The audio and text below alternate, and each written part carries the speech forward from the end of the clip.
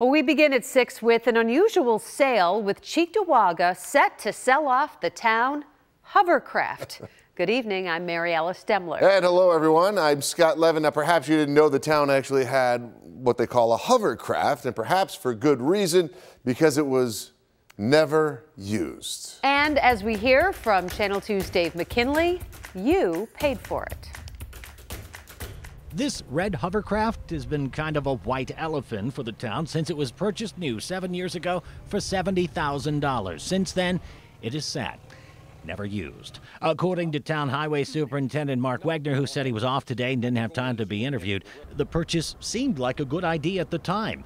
In 2011, we had just come off an infamous snowstorm that stranded thruway motorists in Cheektowaga for more than a day. The thought was that the hovercraft could be used as a rescue tool, or perhaps on other occasions, like when the Clarence Fire Department used theirs to rescue some hunters. Primarily, though, the thought was for the Highway Department to use it to maintain waterways, utilizing its unique capabilities to clear tree limbs and debris from creeks prone to flooding in the springtime. According to Wegner, they had about a dozen sites picked out to build ramps into waterways for the hovercraft. One of them, this area behind the Bellevue Fire Department. He said it was ideally suited for their plans to bring in bulldozers and push the earth to build a ramp on down to Cayuga Creek.